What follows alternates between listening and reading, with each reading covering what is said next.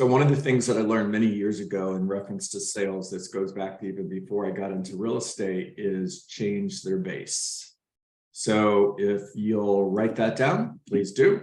And the next thing I'll share with you that I want you to write down is price only matters in the absence of value. Now, there's been a lot of surveys on this, and it's really interesting what people will say. But when salespeople are asked, what do you think is most important? One of the top 3 items is price. And when consumers are asked what's most important, price doesn't even come into the picture most of the time.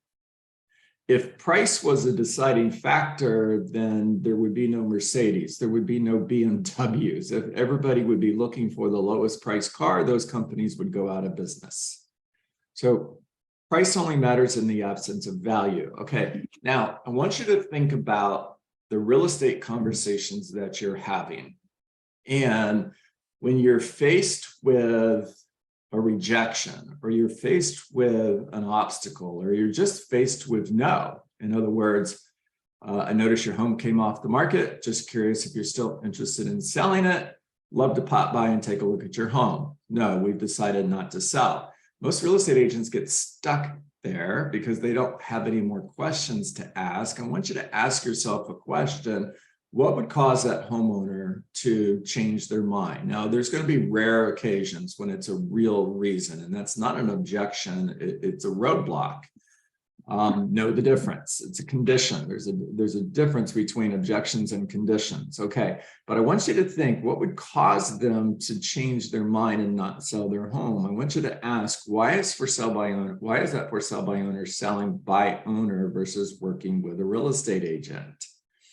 If you're working with a buyer and the buyer decides not to make an offer on a property that is the right property for them, I mean, you know it, what would cause them to not make a decision to purchase? If you have a buyer and they're freaked out by interest rates and they decide to put things on hold, what would cause them to do that?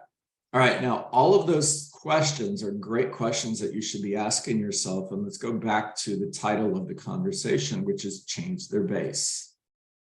Now, I'm going to start the conversation with something really simple. You're sitting at the listing table and they want you to lower their fee. And they're going to base their decision on fee, on the real estate commission. Now go back to what I said earlier, price only matters in the absence of value. And so many real estate agents make the mistake of trying to overcome this objection before they've demonstrated any value. If I'm on the phone and I'm scheduling a listing appointment to come talk to you about selling your home, and Lance says, I'm not paying more than 4%, my response is, great. Can we meet tomorrow at 4 or 5? And if he pushes me and says, you know, are you willing to work for 4 or 5%? My response would be, let's do this. Let's get together. Let me share with you what I'm doing to sell blank number of homes every month in less than 30 days on the market at an average of 99% of the asking price, or an average of 101% of the asking price.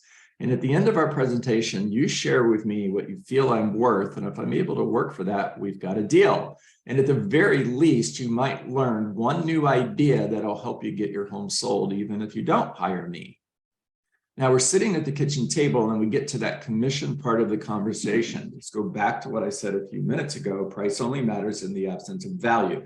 So by this time, you've demonstrated massive value. You are the local economist of choice. You are a strategic pricing professional. You are an expert at marketing properties in order to attract the right buyer. And you are a fierce negotiator. Now, I can tell you from experience, going on thousands of listing appointments, listing an average of 12 to 15 homes every month, that most of the time, but if you do your job right, by the time you get to the commission conversation, commission is no longer an issue. You've demonstrated value, they're good. Ready to get started? Yes. Now, if you hear, I'm not paying whatever the percentage. For the purpose of this conversation, your fee is 6%. And you hear, I'm not paying 6%. Okay, that's the decision that they're making. They're basing their decision on who's going to charge the lowest commission. Your job is to change the base. And here's why that needs analysis is so important in the beginning part of the conversation. You know, my mission is to meet your goals and exceed your expectations. And because of that mission statement, whenever I meet with a potential seller, one of three things typically happens. One of those things will happen today.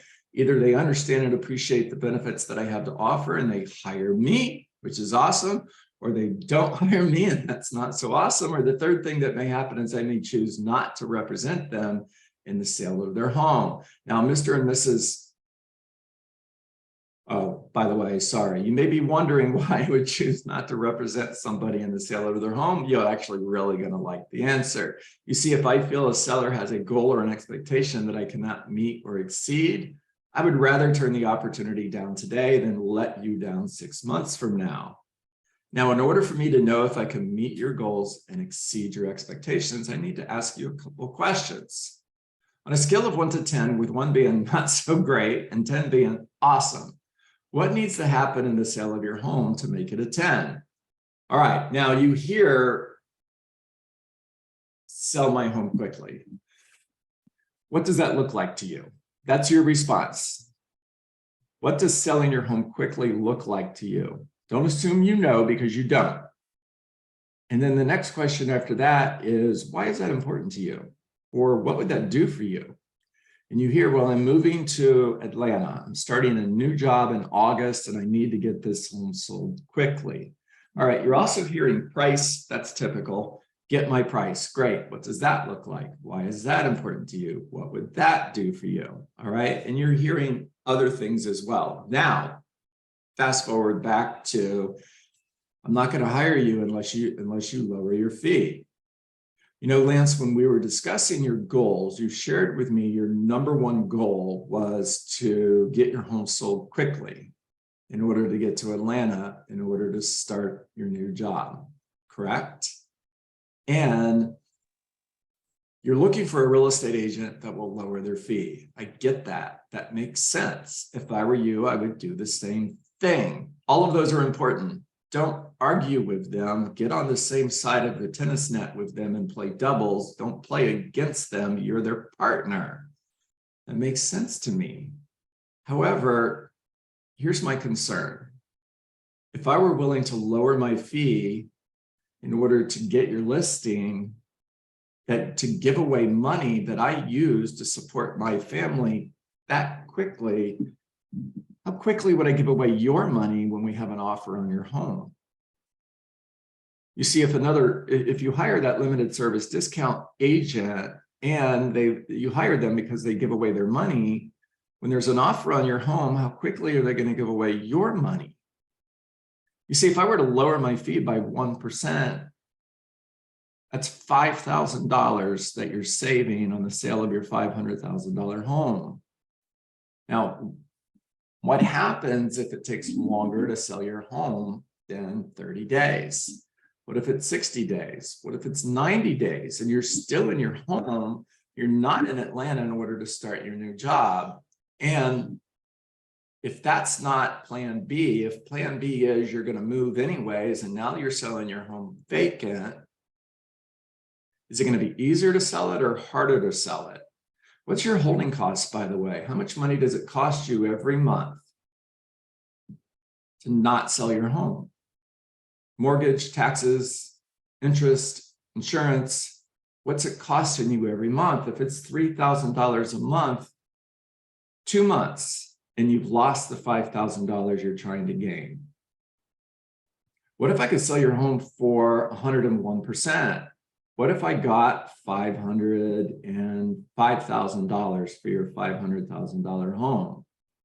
Are you netting more money by hiring me or netting less? What if that limited service discount agent sells your home for 95% and I get 100%? Have you lost money or gained money by hiring that limited service discount agent? I'm changing their base. I'm talking to an expired listing who's telling me they've decided to wait. Why is that important to you?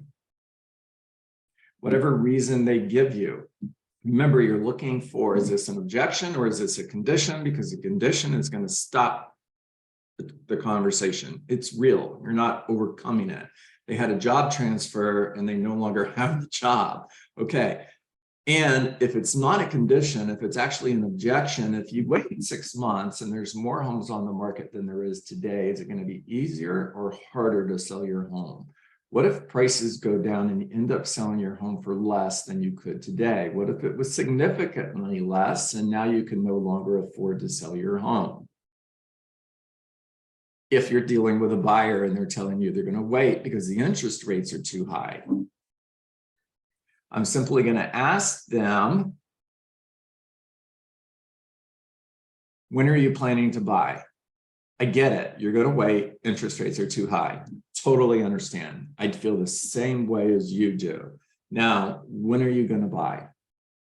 Listen carefully to what they say. 6 months, 7 months, 8 months, when the interest rates come down, whatever it is. What if they don't come down? What if the interest rates are even higher 6 months from now than they are today? Tell me again why you're moving. I'm moving to emotion. I want to get to why they want to buy a home, okay? Because they forgot about it. They're no longer basing their decision on the emotion of what they gain by buying their home. They're basing their decision on the emotion of fear for buying a home when the interest rates are too high. Now, if they tell you that they believe interest rates are going to come down in a year, 2 years, ask them, is this the right home for you? Tell me why it's the right home for you. This is why it's so important when you're doing a buyer consultation. First of all, it's important that you do buyer consultations.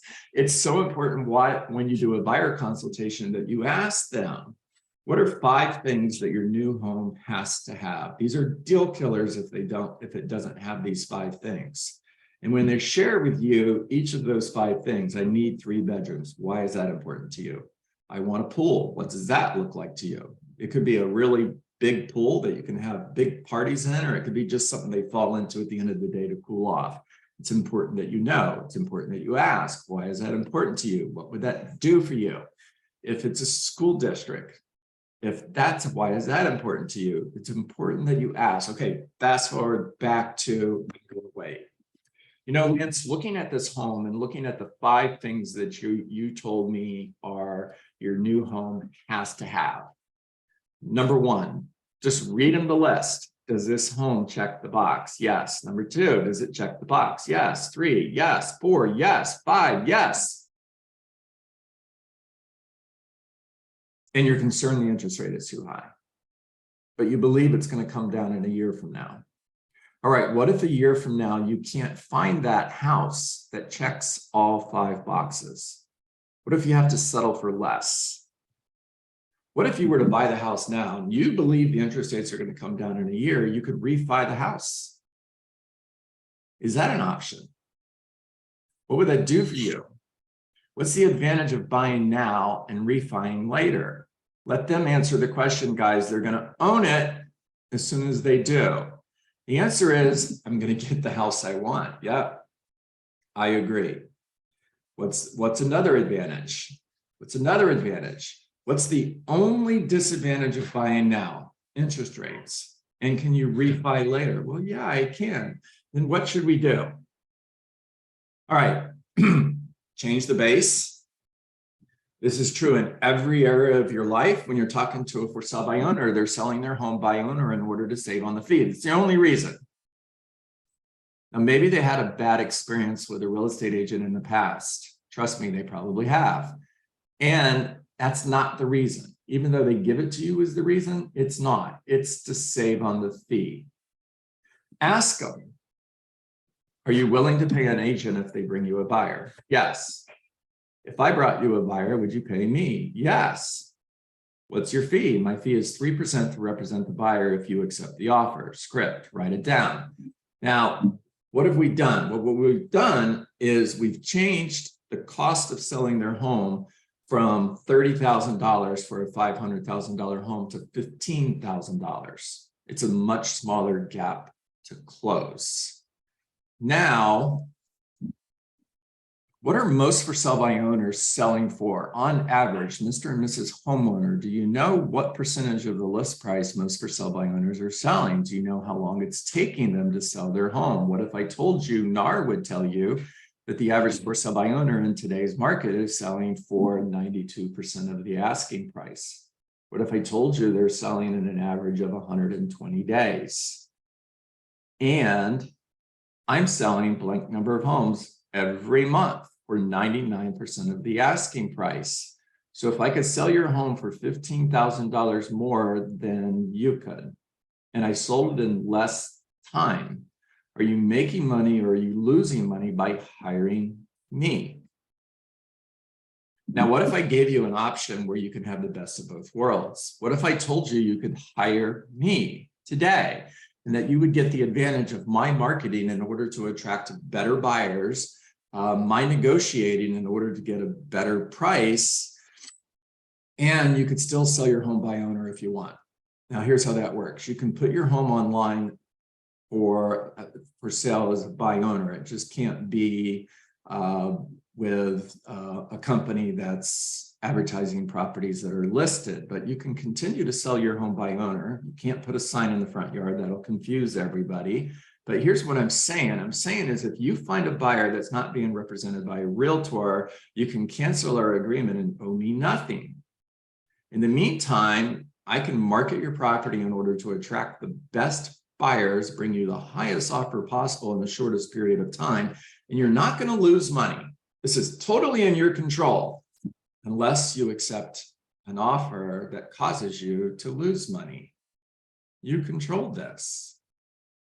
All right, guys, take yourself off mute. Talk to me.